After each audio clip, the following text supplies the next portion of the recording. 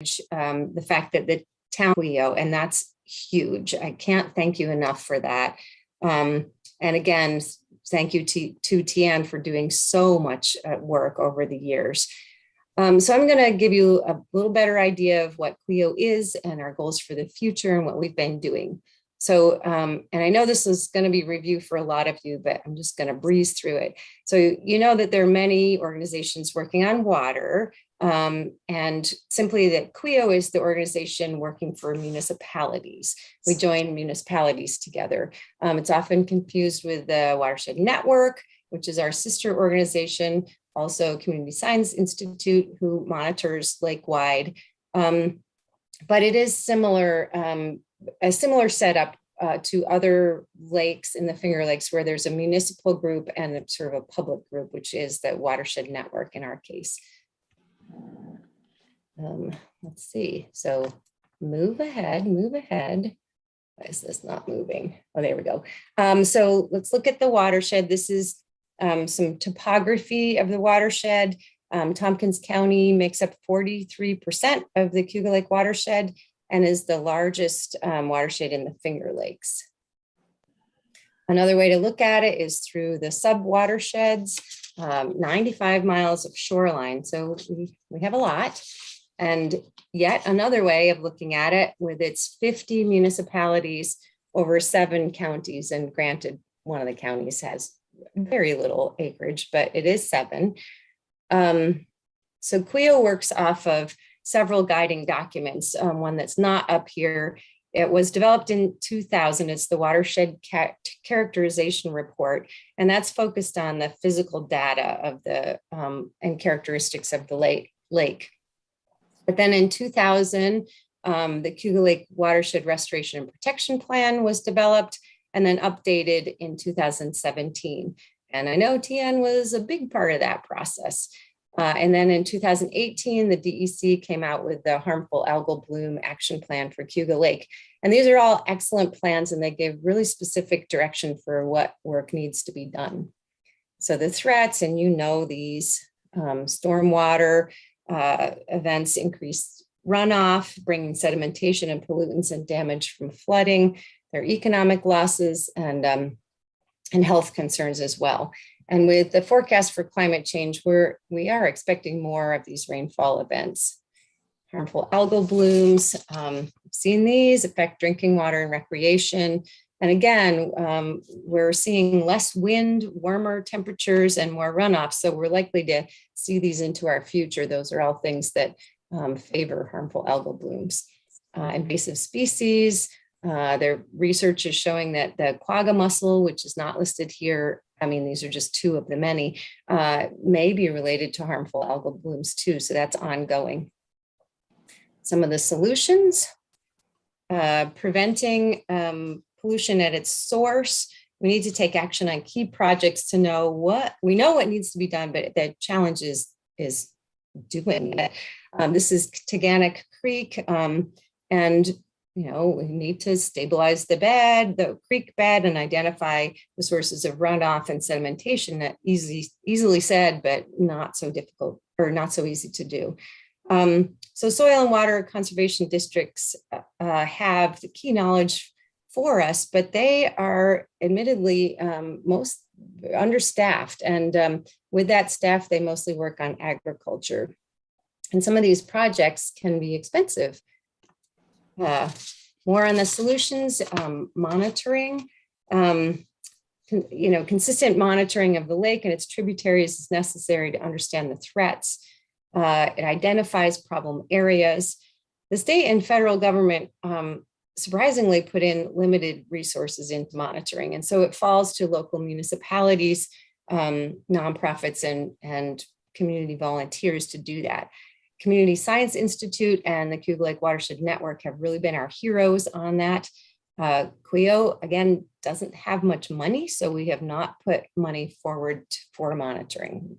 We don't support that monetarily. More on the solutions, local municipalities can enact local regulations that can have a big impact on water quality. Examples, best management practices for all land uses, stormwater regulations to reduce runoff, illicit discharge laws, develop setbacks to waterways, septic system testing. And you probably already know that Cuyahoga County already has septic system testing. Seneca County is moving ahead with that, but I have not heard anything that is moving forward in Tompkins County. So that's something we could work on here. But given the nature of water, rules are most effective when implemented watershed-wide. More on solutions, education and outreach can help people to understand the issues and corrective actions. And finally, coordination of efforts across the watershed is an efficient use of our limited resources. So coordination is really CWEO's job. And if we did have some staff, we could do more in that regard. So let's look at the CWEO 2021 work plan. We do bring in approximately $20,000 a year. Historically, that's been spent on Discover Cuyahoga Lake, a bit towards Cuyahoga Lake Watershed Network, and there are many roles, some for the RPP, grant matches. This year we had a teeny bit of work from the Watershed Manager from Seneca Watershed. His name is Ian Smith, and he did submit 2 grants within the Cuyahoga Lake Watershed itself. Also helped us with the TMDL comments and our funding formula, among other things. So the plan is to increase our income to pay for a full-time watershed manager so we can do more in the way of the work that needs to be done and help municipalities. So we have developed a job description, and that's using the job descriptions that are already being used for watershed managers in Owasco, Canandaigua, and Seneca Lake. More on the work plan, we are completing 2 different grants thanks to Tian and to the town of Ithaca. I know it's been a lot of work. So the first one, the Department of State grant is a real headache. You can ask Tian about that and others, but it has been great. It's developed 29 projects. They've been prioritized. And we're calling that a living list that will annually be reviewed, added to, prioritized, and then hopefully find funding to implement some of them. Eventually, and originally, CWEO had its own pot of money for grant matches and projects that didn't fit into any grant categories. So maybe that's something we can look to in the future. The state and federal governments do have a lot of money in their pots, but it's really hard to apply for those funds and administer them. So a watershed manager or some would assist CWEO and municipalities with those grants to bring in more money into the watershed. So it's a good leveraging of funds. Let's see. Next is, this is a simple version of some of our stakeholders that we need to coordinate. So this is part of our second grant. Thanks again, Tian. That's from the Park Foundation, and that is to undergo an organizational assessment of CWEO to understand how we can better serve municipalities in their water protection efforts. So we have some really good examples of coordination, particularly with Cuyahoga County, that's being very helpful and has done a lot of work in the Owasco watershed, and also Canandaigua, the watershed staff there have been very helpful to us. Canandaigua has done loads and loads of projects, but they have had a watershed manager since 1999. And we're also working with counties to get them on board too, because without their buy-in, it's much harder to coordinate all these different municipalities. Just a different way of looking at the broad range of stakeholders with state programs, county, local, not-for-profits, landowners, and those using the lake. So this is a map of the Finger Lakes. And part of our work plan is to, again, fund the watershed manager. And you can see that all these other lakes have someone, they're not always called watershed managers, but someone who does that same work. But in Cayuga Lake, we don't. So it is the largest watershed, and it's really limiting our progress and limits the money that's coming into the watershed. So we want to leverage some local money so that we can bring more in.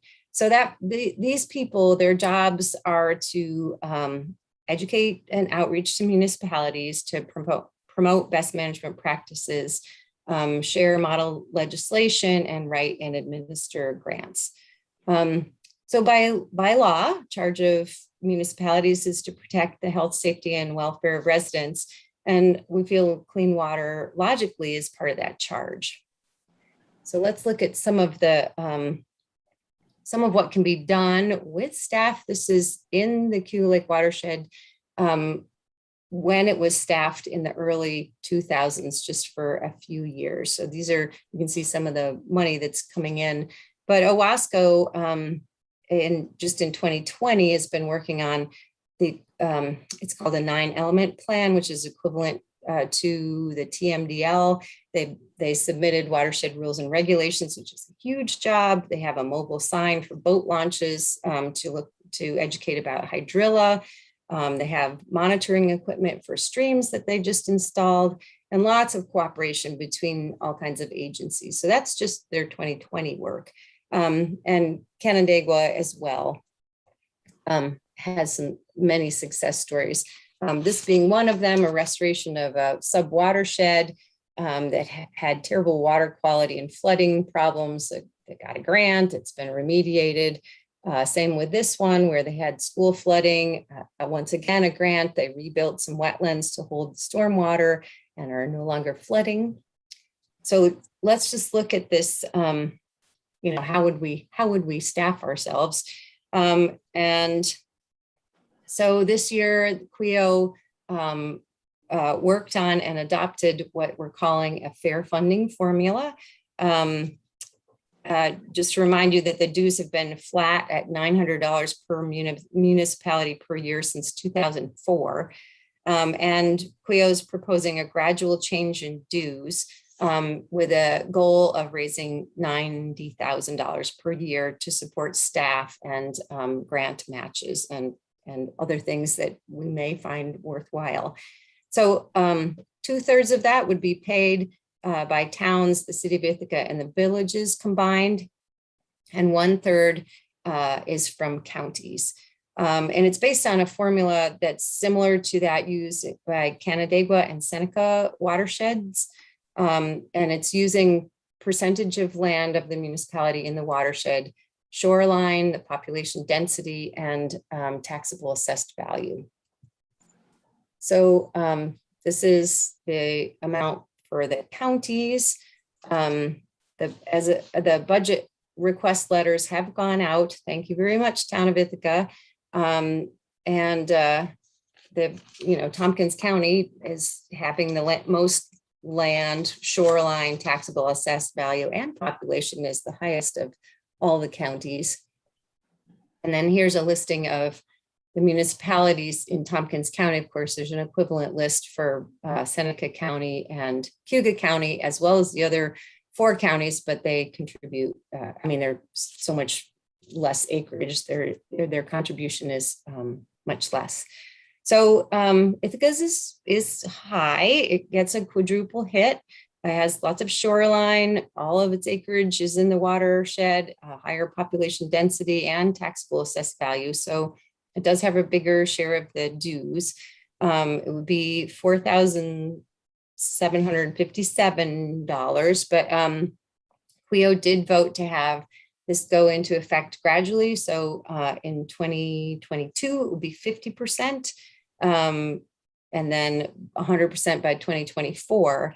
However, because Ithaca has been so kind to be the administrative center, there was included in that vote a discount for that work. So whatever the dues are for whatever municipality is holding or is acting as the administrative center will subtract $2,000 from their dues. So yeah, so that would be $378 for the town of Ithaca in 2022. So I know for some municipalities, this is a really big ask, but just as a comparison, for the Owasco watershed last year, the city of Auburn put in 200,000 into their the equivalent. And the town of Owasco was 70,000. The Cuyahoga County budget has a whole line item for water research. So they have a big commitment because they have a big problem with Owasco Lake. One thing to remember is that this is separate money from the Community Science Institute. And so I'm sure that Ithaca is contributing to that. For now, please do continue to contribute. At some point in the future, personally, and this is my personal thought only, is that it makes sense for that to come from all municipalities. So perhaps sometime that could be folded into this formula, but it's not now. So, we're moving on that, but not right away. So we're ramping up. We have a great many volunteers. What can municipalities do? Ithaca has been so supportive that you're already doing, and I can't thank you enough. And Tian, you've just done an amazing amount of work. So thank you for your current support, and I have a feeling you'll be supporting in the future. Next year, we will be asking for project ideas and working with soil and water, highway departments, Community Science Institute, and the Watershed Network to kind of identify any more projects that need to be on that living list. And finally is keep in touch, although Tian and I see each other every week. And so we do a good job at keeping in touch. There's a key group of people who are just very dedicated to this water quality work, and Tian is among them. So thank you. That's the presentation. If you have any questions, let me know. Thank you, Liz. And so there's no resolution tonight, but we wanted to prepare you. There will be a resolution at the board meeting in September to sign the MOA, but also to pass a resolution about the due structure for the town of Ithaca. So we just wanted to prep folks. Tian, before we open it up to questions, did you want to add anything? Not really. I think Liz has covered everything. I wanted to thank Joe Slater. He was very much, he took the time to engage with the DOS grant and came up with some project ideas. One of those ideas was selected, and we have Ian Smith has worked on submitting a grant application for that. Has to do with the 6 Mile Creek Vineyard, and so thank you, Joe. It's that kind of involvement that we really need to get, and we're hoping to get from our municipalities as we try to position ourselves to provide some direct support for municipalities who really need some help in project identification, identifying project partners, and beginning to take a regional look with other stakeholders. So, and Liz has done a great job, just a great job. So I can't thank her enough for taking this to the next level and the next step. So it's been a great effort. And Paulette has done an inordinate amount of hand-holding over the years, and just heartfelt thanks to her. Okay, so questions, comments? I mean, we'll be talking about this when it comes along, but I'm in favor of revising the due structure. I think it makes the most sense. I think that the towns with the greatest resources are probably most likely to derive benefits from membership. And so I think it makes sense to change the dues accordingly. So. Yeah, I'm sure, I know you guys put a lot of work into that what's it called? The FAIR formula. Fair funding formula. So I'm sure those discussions were lengthy discussions before you landed on, how about this? So other comments? Pam? Just say I'm supportive of it. I think it's a very worthwhile way to spend our money. We only have one Earth. And I also want to, Tian is thanking everyone, but I want to thank Tian because, you know, I've seen her over the years just work so hard on this, and you have all my gratitude, and I'm just so impressed with your work. Bill? Yeah, the amount sounds very reasonable to me. Liz, I was wondering if you have any indication of how other municipalities are going to react. Have you been talking to others yet? Or do you have a sense of whether a lot of the folks are going to find these amounts reasonable? Yeah, I just spoke with the town of Lansing last week, and they have really high dues.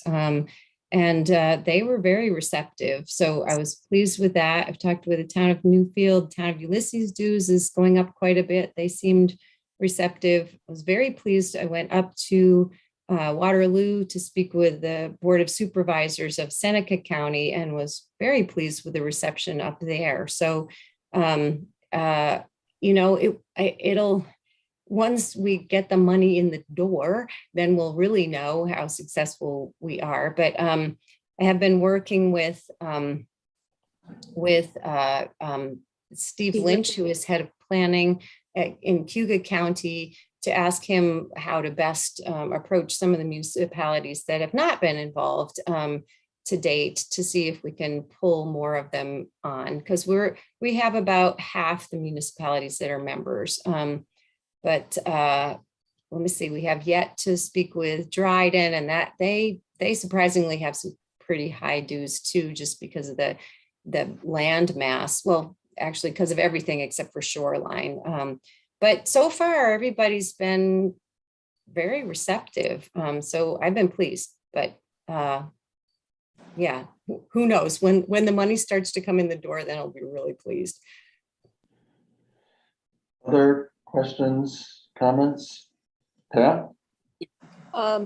Yeah, fantastic presentation. I was just wondering how you came up with the discount for the administrative work that the town of Ithaca did. So Donna and I put our heads together and said, how about this? So there wasn't anything scientific about it. Okay. Yeah, and it's hard because sometimes we need more help and sometimes less help. So we didn't want to get bogged down with having to track time and such. So that, you know, we were very appreciative of Rod giving us a number, and that, you know, was discussed and agreed upon. So you're right, that funding formula did get talked about for a long time. And I was very glad to have the work done by Canandaigua Lake in particular, because they kind of used that formula to begin with, and then Seneca Watershed piggybacked off of that. So there was a committee that worked on looking at those different factors and putting them in different ways. And this one did seem to be the most fair. So there was a group of people, a committee that worked on that, and then it was brought to the executive committee, and then it was brought over to the main QEO group. So it's gone through a lot of talking. Yeah. Other questions or comments? So again, we'll be bringing this to the September board meeting, but Liz, thank you very much for your time and your presentation and your leadership. Yeah, thank you for giving me the opportunity. It's been really nice to talk to all these different municipalities and get to know them a little bit better. So we'll just keep plugging along. And Tian, you'll probably hear a few more times the rest of the year. Tian, thank you so much for your work on this stuff. I know. Tian's been great. She's just unending energy, and yeah, so it's a wonderful team. There really are some great people working all together, but Tian's she's a prime one, that's for sure. Thank you, Liz. Okay, thanks. Thank you, Okay. Liz. That was a great presentation. All right, take care. Okay, bye now. Bye. Moving on to committee reports. Budget committee, Eric wasn't at the last meeting and he was like asking me, what did you guys talk about? I'm like, I think you chaired, I right? did share. And I was like, no, we looked at the budget. We looked at the Is budget. Donna, is Donna on this? No, Donna's on vacation this I week and see. Judy's on vacation. So I think it's primarily, we looked at the budget again. We looked at the budget. I think that we didn't really have any major input other than, keep going. There was a thing or two here and there that needed tweaking, and Donna's gonna come back to the next meeting with the new budget. It seems to all be on track. I can't give you specifics, but I think our overall budget went down a little bit, right? Well, the budget went down, the taxes will go up, but that's partly because our overall appraisal didn't go up as much as it wanted. So we actually had a good meeting. Jay Franklin came to our management team meeting last week, I guess. So it was a good discussion with Jay, just asked some basic questions, but it has nothing to do with budget committee. So I didn't even think to pull up the agenda, Eric, to see what else we Yeah, did. I pulled it up.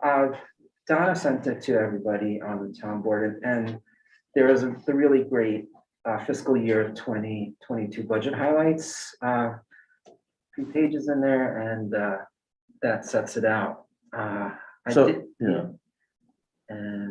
I did see in there where the typical property owner is going to pay something like $70-something more, and that's a house that's assessed for $300,000. And by the way, that was interesting. I can't remember if we sent it out to the board, but Jay Franklin did share with us. I thought that we should start using a higher number, and no, did we send out the numbers that Jay gave us about to the board? Yeah. We did? Yeah, several months ago, right? No, just like last week. Oh, So I'll no. send it to the board, so that they have it.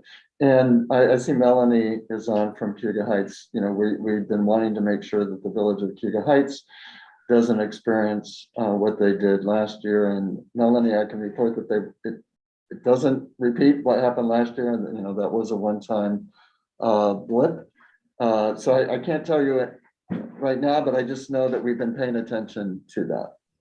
And is it possible, I didn't see the agenda that was online, and also I apologize, I had planned to be on the YouTube so I wouldn't fill up your Zoom, but I couldn't get the link to work. But now I get to chat. So is it possible to see at least those budget highlights that was online?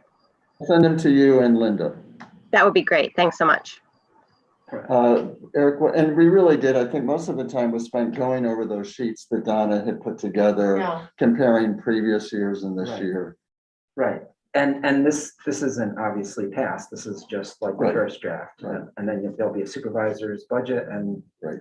such. So it was a good meeting, Yeah. but I think it was another fairly quick meeting, as I recall. Yes, Maybe 35 minutes this time, 40 minutes. I don't know. can't remember, Yeah. but it was, So, it was not. so anyway, does anyone have any questions about the budget committee? I will make a note to send out what Jay sent us about the breakdown of the average value of homes in Ithaca. and the So was it around 300,000? Yeah, it's still less. Because we just raised that last year. I Oh. think we had been going at like 240 or something. Or even less, And yeah. then last year we were like, that's not right. And I think we kind of arbitrarily picked 300. Mhm. So I'll do that. Any questions for budget? Sorry, Eric, that we weren't as prepared, but we did it. No, We that's- covered budget. That's great. Donna and Judy are on vacation this week, so you won't hear from them. Codes. So, yeah, the Codes and Ordinances Committee did not meet, as I mentioned, after at the end of the town board meeting 2 weeks ago. We canceled the regular August meeting because of some quorum issue, and then decided to combine August and September into one meeting. So we're actually meeting this Wednesday, the 25th. We'll be on Zoom and YouTube again, if anybody wants to watch. And our main focus will be telecommunications and changes to our telecommunications law to deal with primarily small cell facilities, the 5G that people have heard about. So we are going to start to look at some new language that Susan Brock has drafted for us, and talking about any of the changes we want to make, especially considering those that have been recommended to us by various residents through various emails. And we're going to continue to touch base with the city to see what they're doing. They were supposed to be meeting, well, their committee meets this Wednesday night also. But I have heard that they're not going to be discussing their 5G regulations this month. And so they've pushed that off for further discussion towards the end of September in a committee of the whole. They're going to, rather than just have their city administration committee talk about it, they're going to get a committee of the whole with all common council members invited to talk about their regulations. So as I said, we'll keep tabs on what the city ends up doing and see if any of the things they do, we might want to incorporate into our law. So I envision that COC will continue to deal with this at our October meeting as well, before we have some more details to bring back to the full town board. Any questions for codes? Personnel and organization? Yeah, so, there's a big topic before personnel and organization right now, and that is mandating vaccines.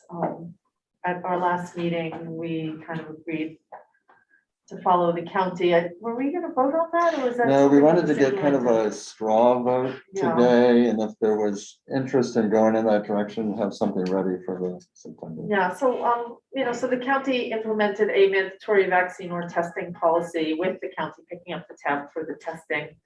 At that point, none of the vaccines had received final approval. Pfizer received it today.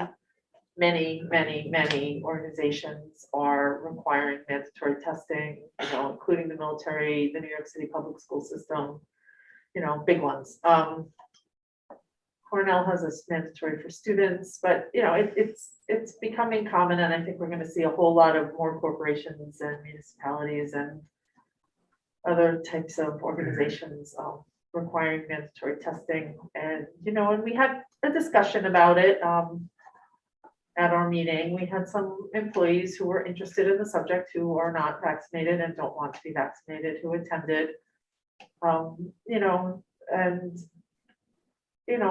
There are issues with requiring somebody to be vaccinated, and there are also issues in allowing people to not be vaccinated.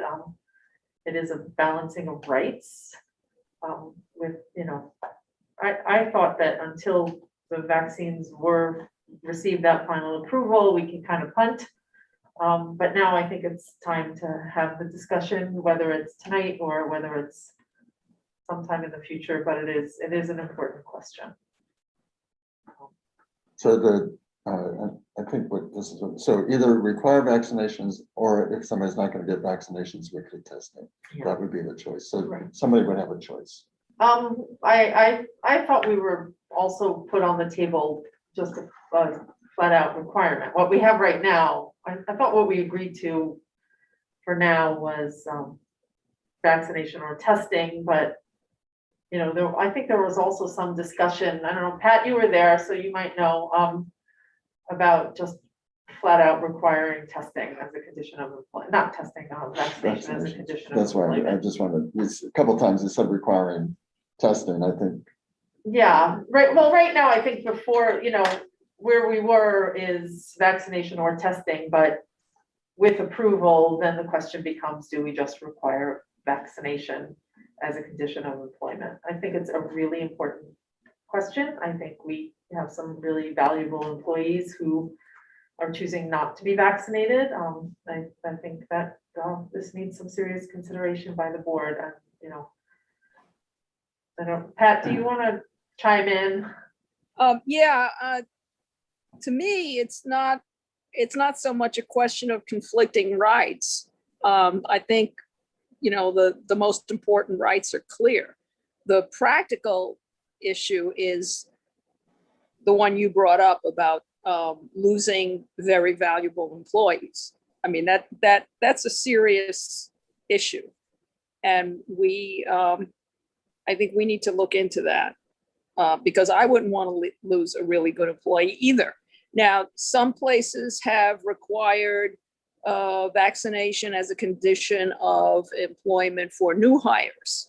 So that's kind of a way to get around it. But for current employees, it is a serious question. And I guess I would want to know, how many people are strongly not getting a vaccination, and if there's a health or religious reason, and if not, then we have to think about it. Like, practically speaking, testing probably would not be that burdensome for us, even if we paid for it. So that would be one way to get around, the issue. But I think we need to think about it a little more carefully. And Judy's not here. She did share with us the percentage, both in town hall and at Public Works, that have been vaccinated. It's a fairly high percentage, like over 80%. I think it was around 80 in town hall and, in the mid-70s in Public Works, something like that. It was, higher than the community, Right. or at least in line with the community at this point. So again, this is just to kind of get some sense of what people are thinking about. But that raises another potential privacy issue. Is HR at liberty to ask and expect to receive information from an individual about whether or not they've been vaccinated? I think Judy would know the answer to that off the top Right. of her head. It is a really hard conversation to have without Judy here because she really does know this. And partly she knows because people can ask for time off. And get, I think, there's a couple reasons that they can go to Judy to share that information because of some things that we put in place. Yeah, I don't think there's any problem with us as the employer asking people if they've been vaccinated. I don't think there's any law against that. I mean, whether we share that with information would be covered by HIPAA. Right.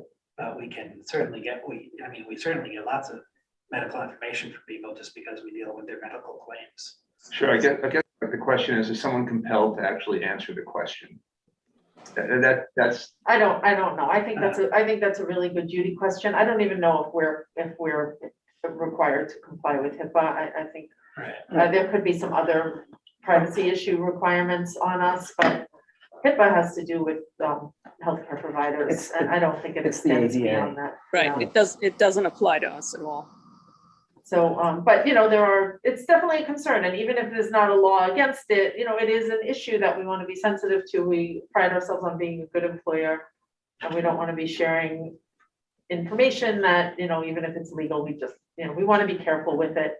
But, Judy does a great job dealing with our human resources, and, whatever questions need to be asked, if it's appropriate, I'm sure she will ask them very well. So. Tian? Was there any discussion about our responsibility to the public, just in terms of unvaccinated employees who work with the public? It's not as though people have an option to go somewhere else. This is the only game in town for certain things. And so was there any discussion about that and what we feel our responsibility is to our biggest job is to protect the health, safety, and welfare of our constituents. Was there any discussion about that? I don't recall specifically any discussion about the public. We were really talking about the discussion in terms of coworkers. And, which kind of extends to the public as well. It's just protecting people in town hall. And, there's no reason to separate out the public from the people who work here, especially when we're talking about town hall. But it's certainly a valid point and something to consider in making a final determination that, yes, some people have to come to town hall whether for its Get a employment. building permit, to get a marriage license, to get a dog license, things of that nature. People do indeed, this is where they have to Yeah. go. And so And if we have choose, implemented wearing masks, so everyone has to wear a mask in the building again. Right. But they're So, N95 masks in the building, so masks are good, but they're not, and I'm not, I just think there are other considerations and in-house considerations. We are an entity that serves the public. And so how do we protect our constituents in their dealings with the town from possible exposure?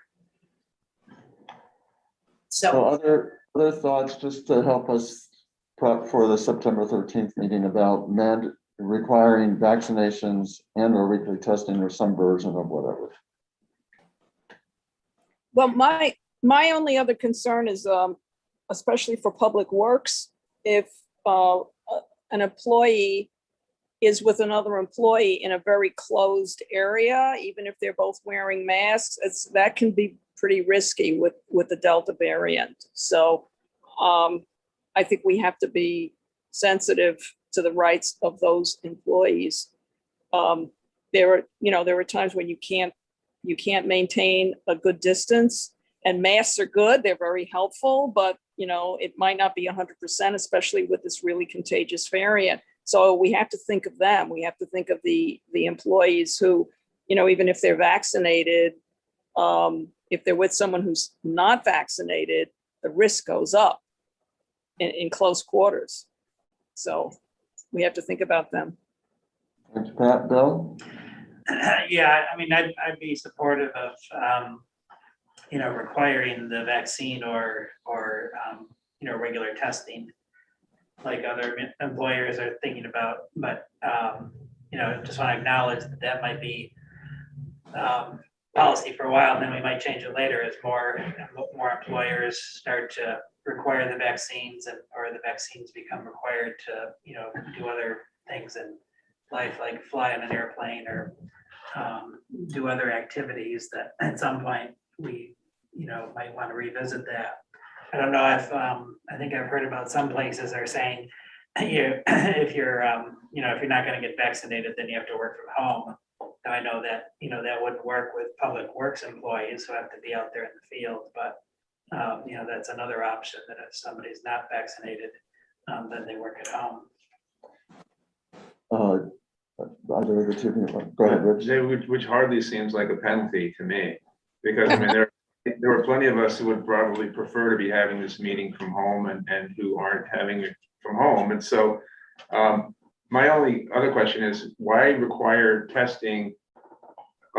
You requiring testing of people who aren't vaccinated on the assumption that they're more likely to have COVID or to contract COVID, but there are plenty of people who have been vaccinated who have COVID and would probably test positive for COVID, who are being sort of excused from testing.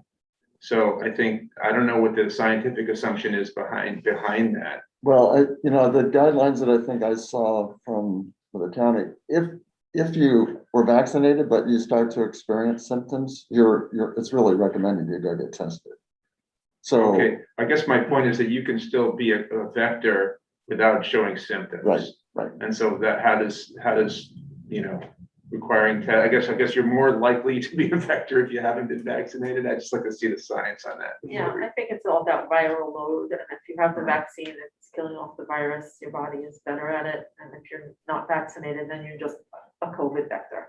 Okay. So, but I'm not a scientist, it's just my impression from. And certainly, I'm expecting, since we wouldn't be really looking at this again until September 13th, that we'll continue to get more information and can have these discussions. Yeah.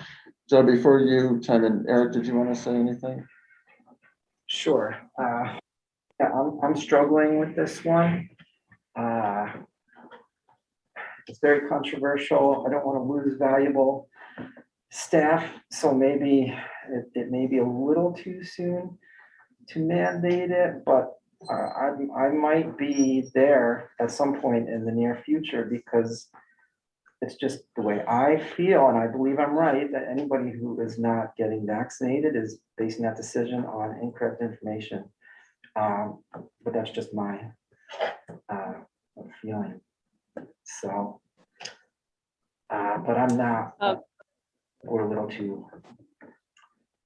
too soon to mandate it, but I'll see how it I goes. also have another question to might be for future discussion, but is there an assumption that if there are more people in a population that aren't vaccinated, that they pose a greater risk to people who are? Because if there's no assumption, if that's not an assumption, then what is if people can take their own risk. If you don't want to be vaccinated and you're more likely to succumb to COVID, does that matter to anybody else who is vaccinated? Yes. I mean, the assumption is, and it's based on experience, that people who are not vaccinated are far more likely to get COVID and pass it on. People who are vaccinated can pass it on, but the thinking is that the period of time for transmissibility is much shorter for vaccinated people. So that's where the science is now. But the whole reason behind third shots now for the vaccinated is that vaccination is waning. But immunity is waning among vaccinated people, and so they're more vulnerable. They are more likely to pass it on, but probably people who can get third shots, who've already gotten the series, will get a third shot. What we're worried about is the people who haven't gotten anything at all, and they are definitely more able to transmit it. But the question I had is do they pose a greater risk to people who are vaccinated? I think it goes back to viral load. They're carrying a larger viral load and they're spreading it easier, and anyone can catch it, even if you've been vaccinated. If you've been vaccinated, chances are your case is going to be mild, but that's never a guarantee. And so if a question sort of the, oh, well, you guys are choosing not to get vaccinated, then, you're bearing all the risk. I don't think that's the case. So we don't mandate flu vaccines, so that would be the same assumption though, it's too. not really killing people the same way. But it does kill people. I'm not arguing for or against it. It is not nearly as much as COVID is. And, one other point, Rich, we're not trying to punish people. Not having to come to work in person is, it's not meant to be a disincentive or an incentive to get vaccinated. It's a precaution that, we're introducing to protect everyone else. It's not like, oh, you can't come to work, What I'm saying is it's actually a benefit at this point in time. All right, it may be a benefit, but we're trying to protect the rest of the staff. So, I understand the impetus, sure. And we're trying to protect the community, the people we serve. We can't forget that. This is not all about us. No, right, absolutely. Joe? Was there any conversation at the P&O committee about testing all employees? Because the information that I'm hearing is even if you do have the shot, you can get COVID again and transmit it. So was there any conversation of testing everyone if we're going to do mandatory vaccine or vaccine and testing? There wasn't any conversation about that yet. Doesn't mean that we can't have that conversation. I think that's a cost issue. But, when we were talking about it at P&O, Judy wasn't even sure what the cost would be per test, the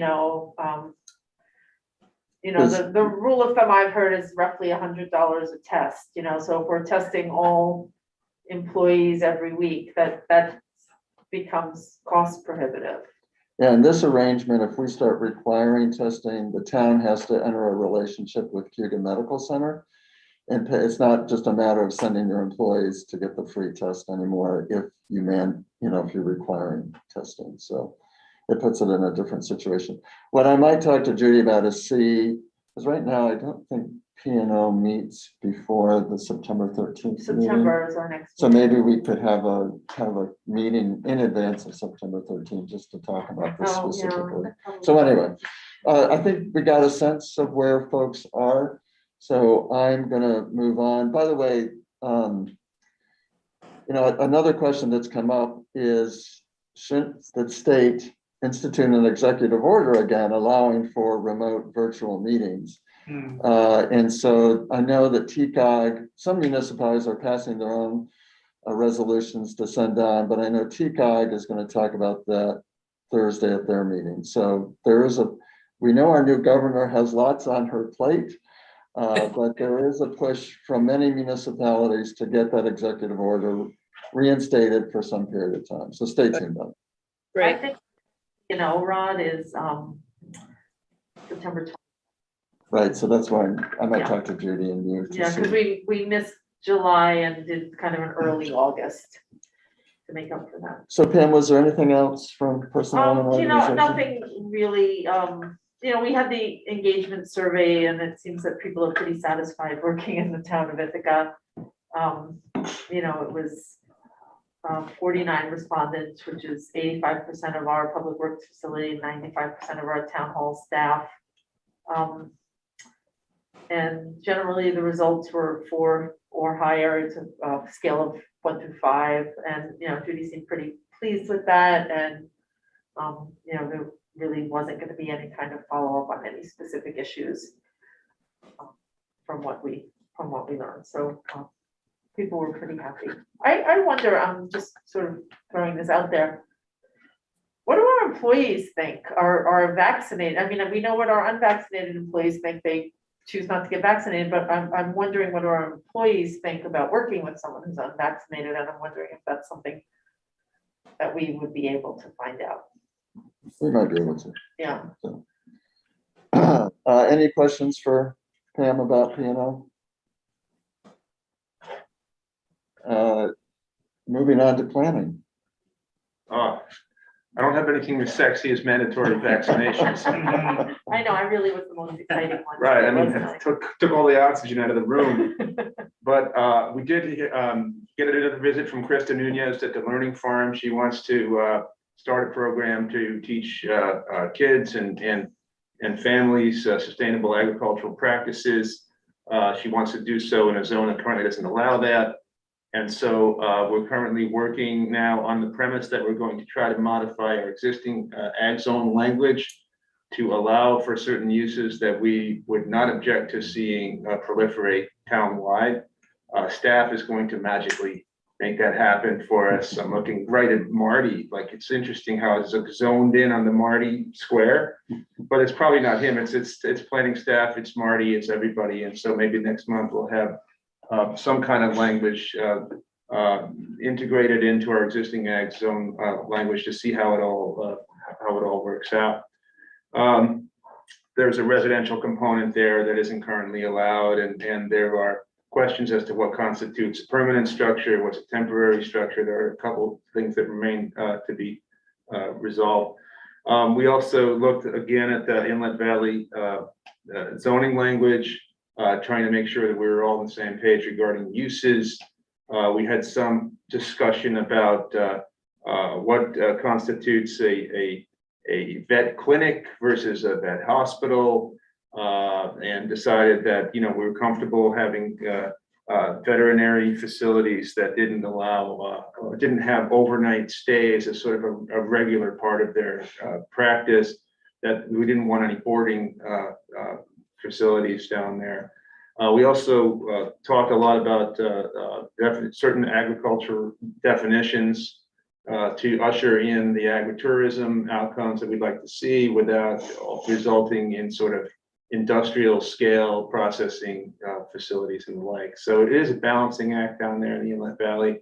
We also talked about the definition of a museum, how to allow for certain small scale, let's say novel museums that focus on, say, vintage items or items of historical importance, without, without again, opening the door to too many, we don't want to create too many loopholes. So that's basically where it was at in the Inlet Valley. I think for the most part, we're in agreement about the uses that are currently proposed. I don't remember there being any too much dissension. There's a little bit of massaging of the language that has to be done. I think Dan Tasman is primarily tasked with that. And then we're going to see that again next month. That's all I can recall from planning. If either Bill or Pat want to jump in and fill in some of the blanks. No, that was good. Okay. Any questions? Okay, moving on to Public Works, Tian. Where's she? Oh, we Did we lost lose her. Tian? She disappeared on us. So, Joe, I think one of the major discussions with Dan was the 3-day storage. I can run down the list if you'd like, Rod. Please do. We had a petition request from the community garden to get access for members of the garden, or vehicular access. And that was talked about. We're going to look into a little bit more. I've actually reached out to Conifer to start a conversation. There was a follow-up on the use of the American Rescue Plan funds. So we're looking into that still. There was a speed reduction petition, or excuse me, it was a stop sign petition for Wildflower Drive and Strawberry Hill Circle. There's a 4-way stop that is being petitioned for, which there will be a resolution coming in front of the full board. Dan did a discussion on the 3-day water storage tank. There was some more specifics that need to be kind of talked about there. There was approval of concept and location for sewer main extension for Mr. Mountain on Elm Street. He was having some predicaments with NYSEG and obtaining easements from them, so he moved it to a neighboring property. We also had some discussion about gifting a lawnmower to Lakeview Cemetery. Seems that this was something that we've done in the past. So we're looking to do a resolution on that, and there's some more fact finding being done. We also had a conversation about game farm trail crossing due to the town of Dryden trying to develop their trail. Dan also spoke to a request from Sprint and T-Mobile at our Christopher water tank, and they're looking to expand for an on-site generator, I believe, and some appendages to the existing infrastructure that they have on our site. And then we did some project updates, Sandbank, Forest Home Walkway, Dan's CIP projects, and in a nutshell, I think that was it. So Tian came back on for a while, but I think we lost her again. So Joe, thanks for going through that list. Any questions for Public Works? I just wanted to thank Dan for sending the spreadsheet regarding the 3-day water storage requirement and the motions there. I haven't had a chance to really look at it, but the narrative that you sent along seemed to make some sense. So either you're like really good at sleight of hand, or you actually know what you're doing. So I appreciate that. Thanks. So Tian, we just ran through the topics that we talked about at the last Public Works Committee meeting. Thanks to Joe. Is there anything, are you okay that we did that? You're on mute.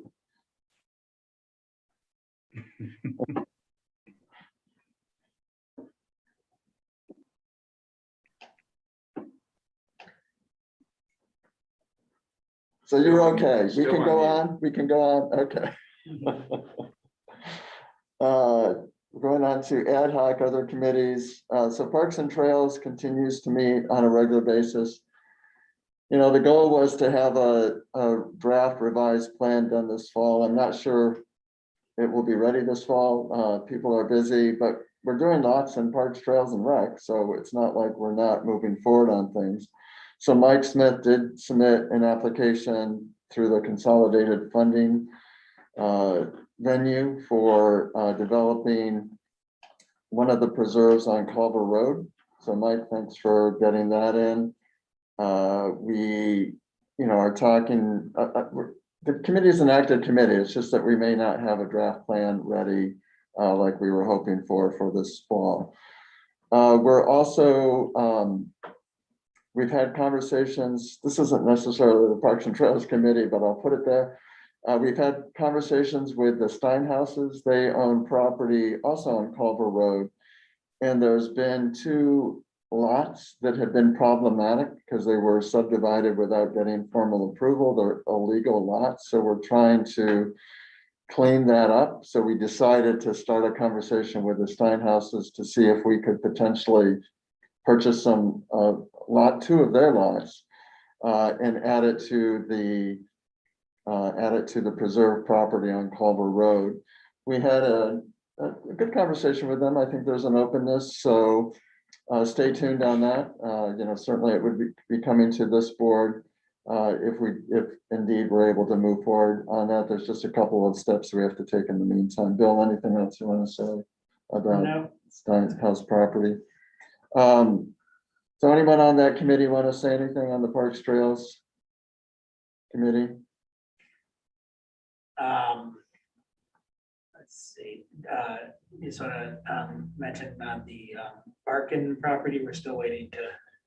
Yeah, so those of you who remember on Coddington Road, the potential to buy property that abuts the Nature Conservancy property, we're just waiting to hear more from the Nature Conservancy. The Barkins are being patient, but we wanted to make sure that there would actually be interest on the part of the Nature Conservancy to work with us on crossing the stream to get to the property if we choose to move forward on buying it. So there's no real update. We're just waiting for the Nature Conservancy.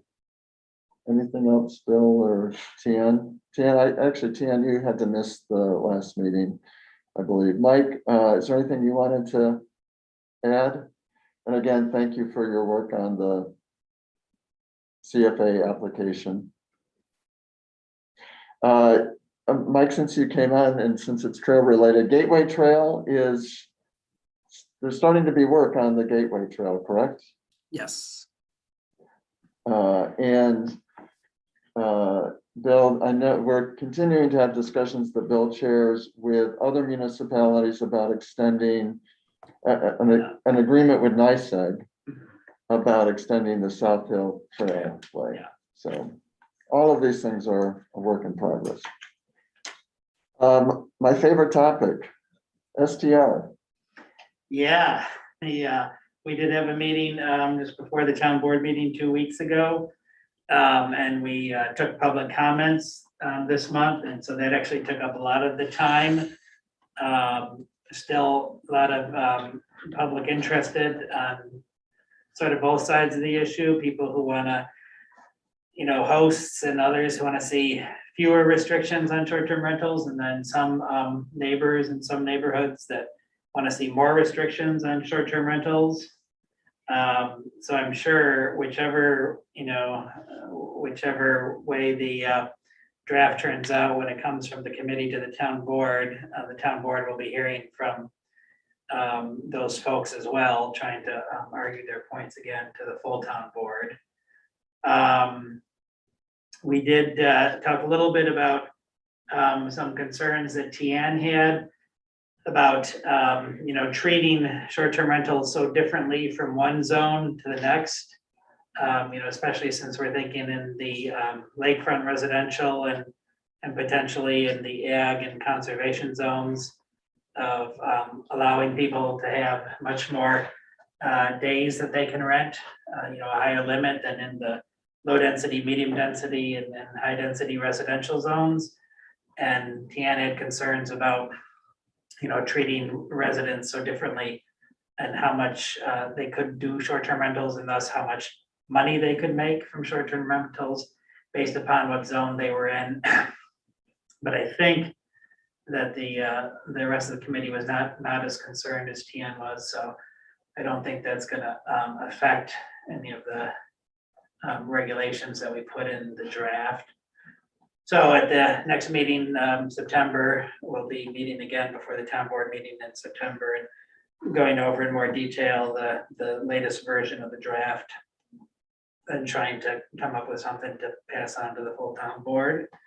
See if any of the other committee members have any of the other points they wanted to add at this time. But yeah, get ready. This I think is actually probably going to actually be more public comment and interest than the 5G stuff that we're going to be getting into soon as well. I think all the 5G folks are sort of focusing their energy on the city. Okay, thanks, Bill. Inlet Valley, there's really no update on that. And, you know, you've heard from Rich that some of that's now moved to the planning committee to try to codify how we put that in place. I will mention that tomorrow, Sue, Bill, and I are meeting with Jennifer Tavares from the Chamber of Commerce just to talk about economic development and what the town is trying to, things that we're trying to move forward on. You know, there's some things that come our way that we can't really accommodate. I think the most recent thing was a $60 million Hemp farm processing facility. Processing facility, but we don't seem to have the right piece of property to accommodate They need that. 30 acres in an opportunity zone. The 60 million kept catching my attention, but 60 million. Anyway, we've already talked about the Watershed organization. I don't think there's anything else there. I see that we've listed SJC. Is there anything to say from the SJC committee? I'll just say that we are continuing to have our conversations with Cuba Heights about the Klein Road bypass, and you know, we've pretty much figured out what fees our plant would want to charge their plant, but the latest issue that we have to work through now is pre-treatment standards. And then this is going back to the discussions and then drafts of agreements that were done, you know, 15, 16 years ago, but were never actually signed, and trying to actually put those into place now and make sure that Hugo Heights and all the other municipalities, which include us, the two Lansings and the Village of Dryden, who feed some sewage into the Hugo Heights plant, are all using the same pre-treatment standards, since some of that sewage could flow down to our plant at some point. So that's the latest discussions we're having, and we're still working out with Susan Brock language to propose to you guys. So that's still in process. The other thing we talked about at SJC was the farmers market. You know, has a big plan to you know, basically it looks like they're going to redo the whole place, because not just redo the parking, but also do a new pavilion. And so we have our outflow easement flowing right through there to the pipe that, you know, takes our outflow to the lake. And so we want to make sure that whatever they do there doesn't disrupt our pipe and our easement. So those are some discussions that are starting now. And so we got a presentation on that. I can't remember if there's any other big things at our meeting last week, or that was the major stuff. I had some excitement last week because I got to visit the Ithaca Area Wastewater Treatment Facility plant. I got to stand on that lid that was ready to blow at one point. So really? That was fun. Oh, I didn't realize that was part of the. So that was really the tour. Yeah. We got to go stand on the lid and see the bolts that got snapped and whatnot. Wow. So nice views from there. Has anyone else stood on top of that digester? No. Not up that high. It was fun. Any questions about SJC? Oh, Dan, you missed it, right? Because you were having to deal with some of the flooding issues. Right. Website, where, you know, everyone is starting to dig in and think about the new pages that we want on our new website. I think that Becky sent around the logo, so we have a slightly redesigned logo. So the goal was to update it, but make it still like fairly similar. So I think mission accomplished. We'll start, if everyone's okay, we'll start thinking about putting that on our letterhead and on the new website and whatnot. So any questions about the logo?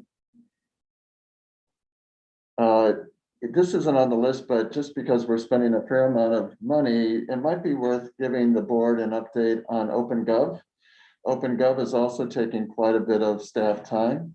So Marty, you just want to say a couple of, I mean, it's not just the codes department, many departments are involved, but Marty is still kind of our lead person.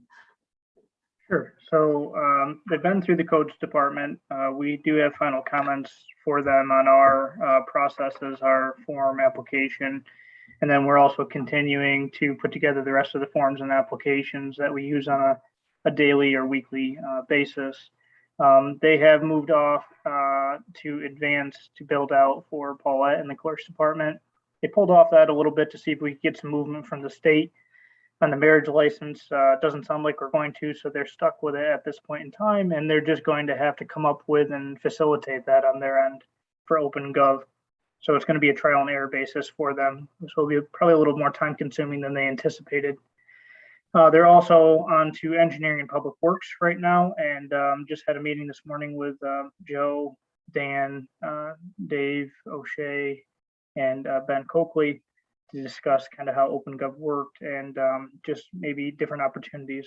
So they are in the process, in the final stretch, we'll say, of the forms and application build out for just what OpenGov has to perform for that department.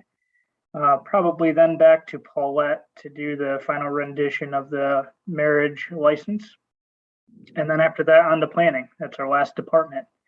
So they claim our overall goal was the mid-September. I don't know if we're going to hit that, but we're going to continue to try.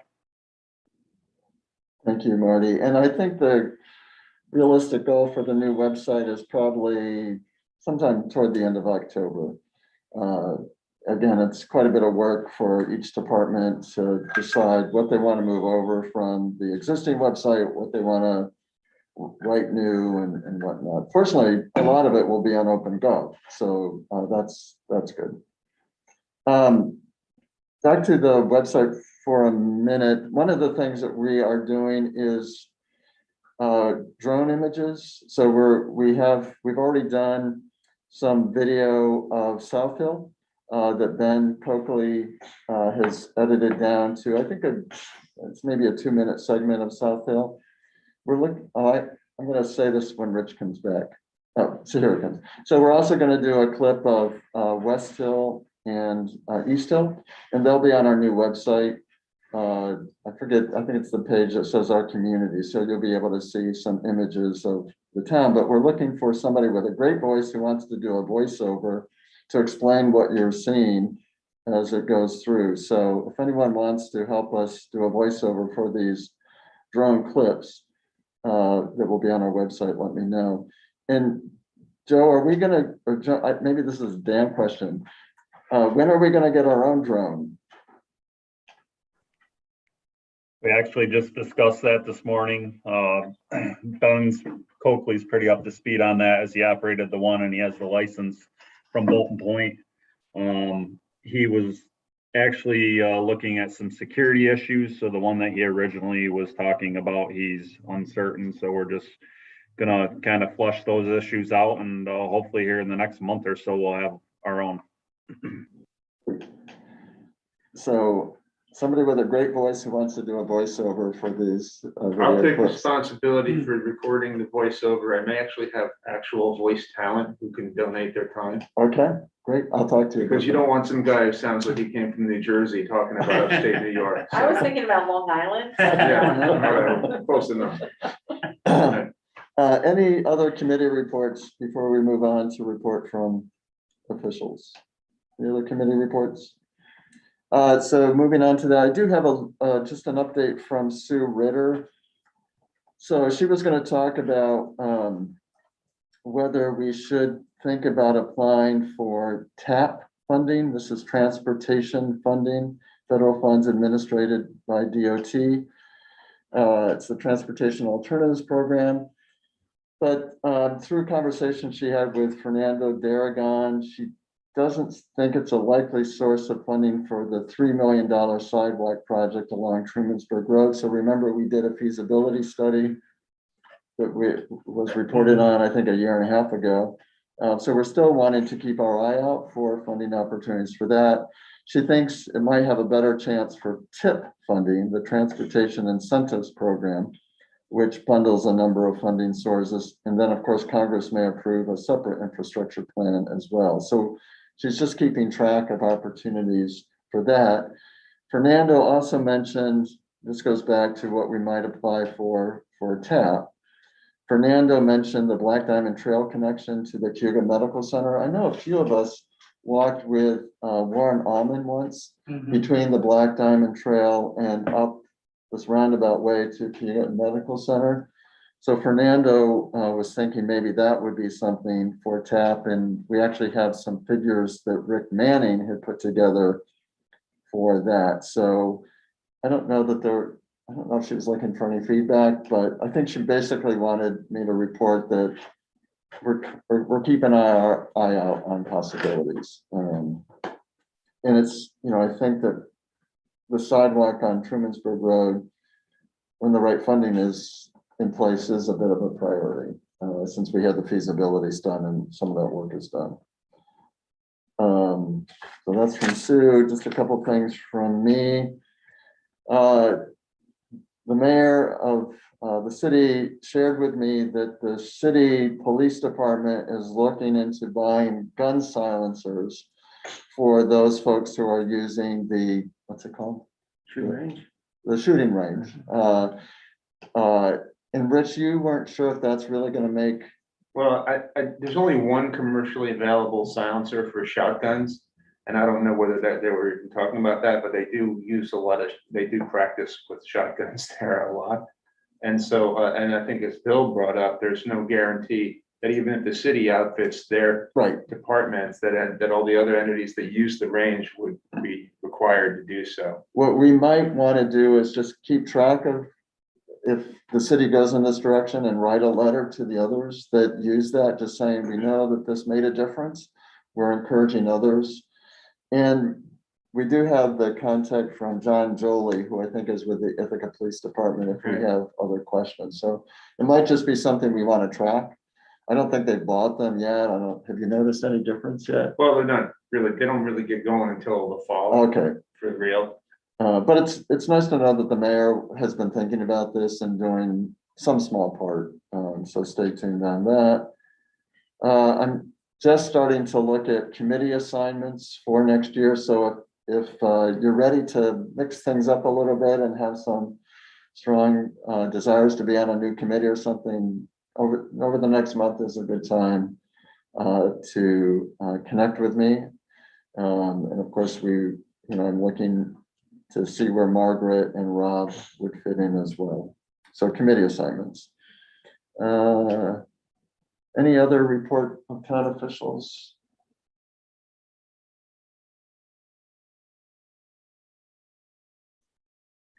If not, moving on to this request that came in from Conservation Board. What is that? So this came from Lori Brewer, who's the chair of the Conservation Board, requesting that the board consider a stipend of $50 per person per meeting. You'll remember, you may or may not remember, that the Planning Board and Zoning Board gets $90 a meeting. If this is something we wanted to explore, we would have to change some of our local laws, because right now it doesn't permit us to reimburse certain boards, such as the Conservation Board. So really tonight was just more to see, this is something we want to explore. It might open up for other committees too. So if folks have any quick reactions to this request? I generally feel as though it's warranted, but I do have questions about precedent for other committees. How many members are on the conservation board when it's fully staffed, and how many meetings do they have a year? I mean, I imagine they meet monthly. Is Mike still on? Looks like he's gone. Oh, there is. Mike, can you answer those two questions? Yeah, the conservation board meets once a month. And they have two types of membership, full members and associate members. So a full board would have 9 full members. And then they also at times have different numbers of associate members. Right now they have 1. What's the difference between a full member and an associate member? The associate members aren't voting members. And the associate members don't necessarily have to be a town of Ithaca resident. Where the full members have to be a town of Ithaca resident and would be voting members. So right now we have 1 associate member who lives in the town of Caroline. But she was originally a town of Ithaca resident, was a full member, and then moved to the town of Caroline, but still wanted to participate on the board, so. My other question was that obviously zoning boards and planning boards are governed by state law. Conservation board, we're not required to have a conservation board. We have constituted one. Does that mean, is there any statutory guidance there? Or is there any, is there any law pertaining to conservation board, citizen advisory boards, or is this just? There is, and some of it's in Judy, it's appended to the same letter that we got from Lori. So Judy started copying. Well, I see the local law. I'm just. Oh, you're asking about state laws. Yeah. I don't know. So those would be some. So I guess the first question is it something you even want us to look into a little bit more and find out more information? Absolutely. Yeah.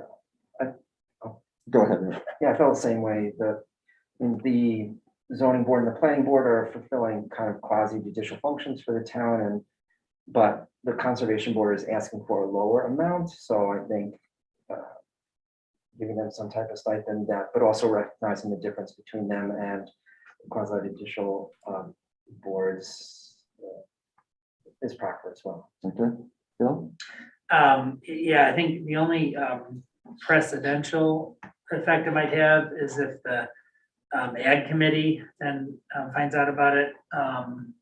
Codes and ordinances? What's that? Codes and ordinances? No, the ag committee. No, but also codes and ordinances. Well, codes and ordinances, the 3 non-town board members, they all are I conservation, see, right. planning board, and members of the ZBA. So the 2, from the ZBA and planning board are getting paid for those participation, but the conservation board member on the COC is not getting paid at all. So in some ways that does argue that maybe we should do that.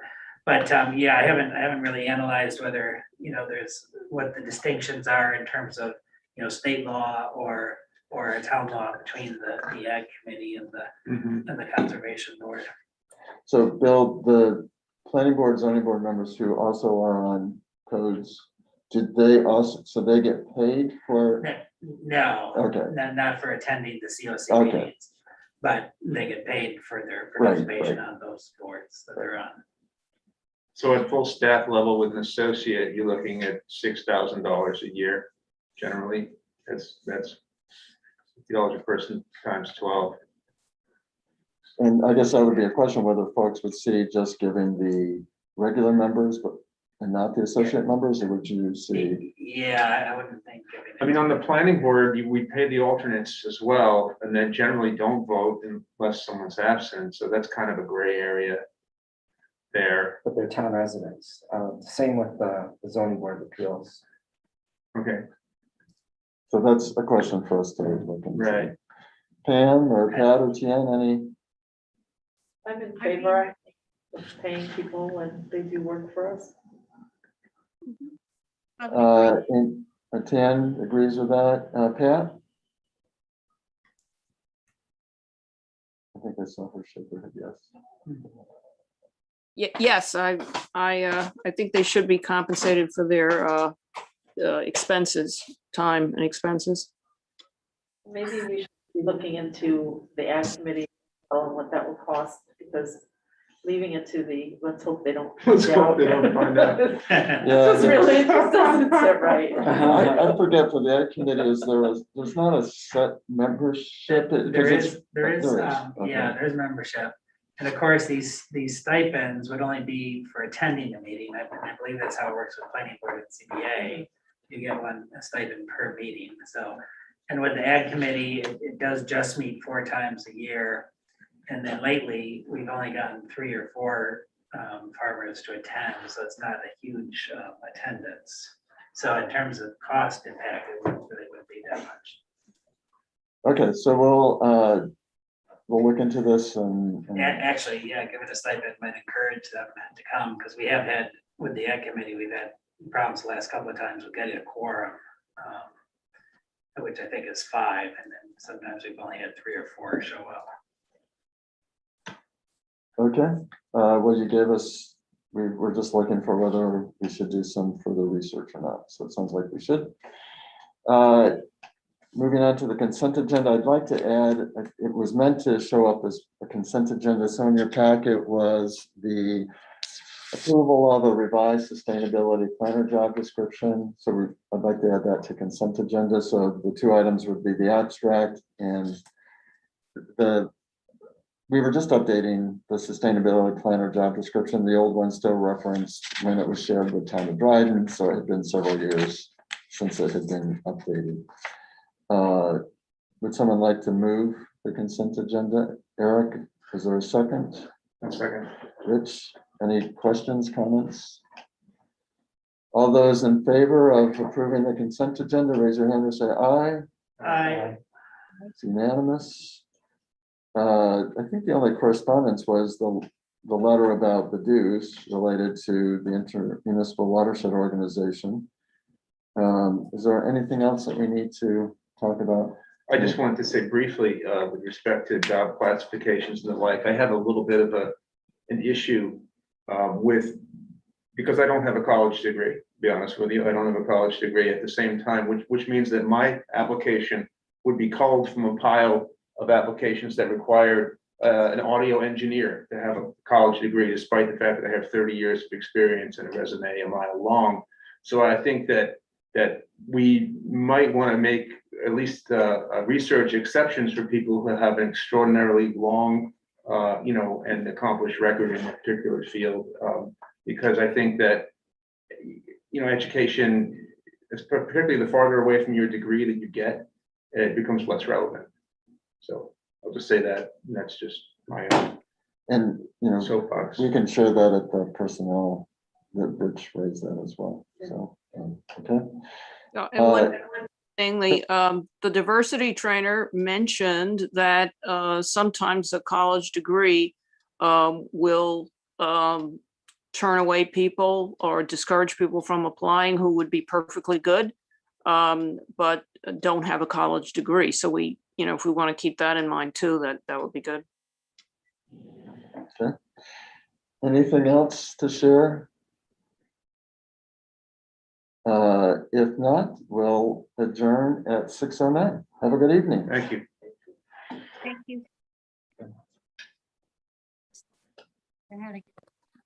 So I promised everyone, so enjoy the portraits, because at the end of September, they come down. And we're gonna take them They back to need to come Bolton. down, and they need to be put under like a sun lamp or something, because their complexions are a little. I oddly love them. You You do? need to stop YouTube Live.